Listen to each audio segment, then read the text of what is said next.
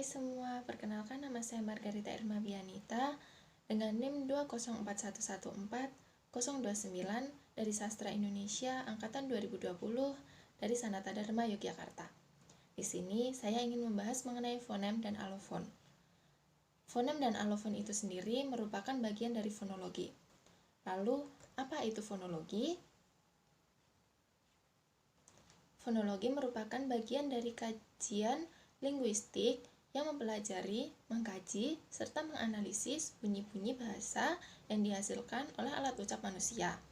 Pengertian fonem itu sendiri adalah istilah linguistik yang merupakan satuan terkecil dalam sebuah bahasa yang masih bisa menunjukkan perbedaan makna. Untuk alofon sendiri adalah perbedaan realisasi pelafalan fonem karena posisi yang berbeda dalam kata. Di dalam bahasa Indonesia terdapat 6 fonem vokal, yaitu A, I, U, E, dan O. Meskipun mempunyai kualitas vokal, dalam bahasa Indonesia bentuk bibir tidak berperan penting karena tidak membedakan makna. Dalam realisasinya, vokal bahasa Indonesia dapat mempunyai alofon atau variasi.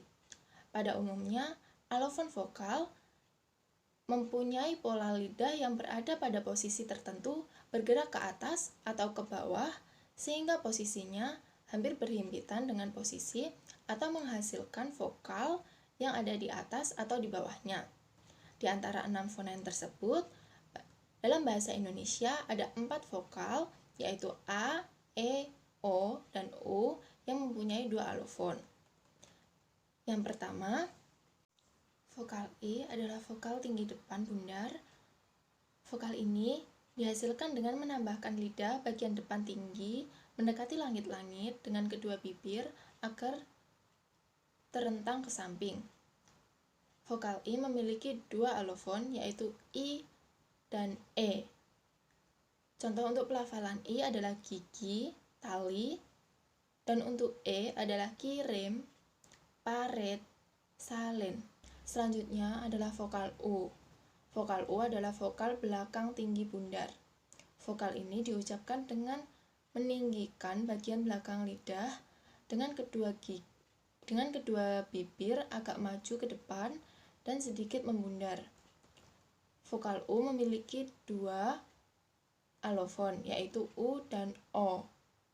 Contoh untuk pelafalan U adalah pulsa, dusta, sedangkan untuk O adalah warung, rumput. Selanjutnya adalah vokal O, adalah vokal sedang belakang. Vokal ini dihasilkan dengan bentuk bibir kurang bundar jika dibandingkan dengan bentuk bibir dalam menghasilkan vokal U. Vokal O mempunyai 2 alofon yaitu O dan O. Contoh untuk pelafalan O adalah toko, roda, sedangkan untuk O adalah rokok, pojok. Selanjutnya adalah vokal E, adalah vokal sedang tengah. Vokal ini dihasilkan dengan agak menaikkan bagian tengah lidah dengan bentuk bibir netral.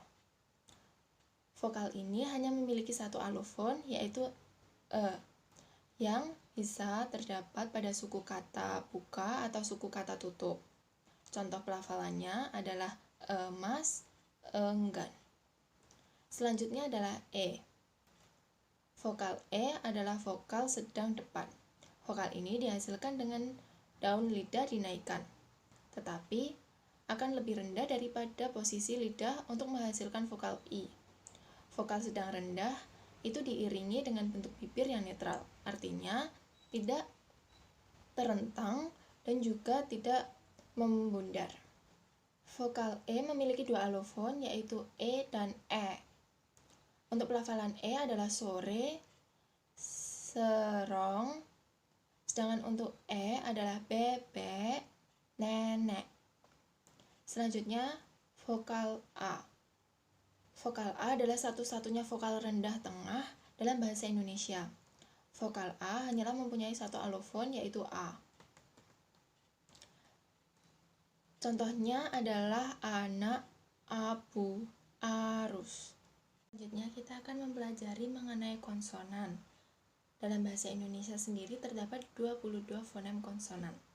Yang pertama ada B dan P, lalu D dan T, G dan K, J dan C, serta F, lalu ada S dan Z, lalu ada SYA, dan ada X atau dapat juga disebut sebagai KH. Lalu setelah itu ada H, ada M, N, NY, NG, R, L, W, serta Y. W dan Y itu sendiri jika berada di akhir suku kata berfungsi sebagai bagian diftong atau dua vokal yang diucapkan sekaligus. Selanjutnya ada deret dan gugus konsonan. Dalam bahasa Indonesia, gugus konsonan sedikit sekali jumlahnya. Namun, karena masuknya konsonan asing, akhirnya jumlah kata yang mengandung gugus konsonan makin bertambah. Dalam gugus ini, konsonan yang pertama terbatas pada konsonan hambat, yaitu P, B, T, D, K, G, dan konsonan frikatif F, S, sedangkan konsonan kedua terbatas pada konsonan R atau L, W, P, S, M, N, F, T, K. Contoh katanya adalah slogan, belangko, klinik, dan masih banyak lagi. Sekian yang dapat saya sampaikan. Jika ada salah kata atau sikap, saya mohon maaf. Terima kasih.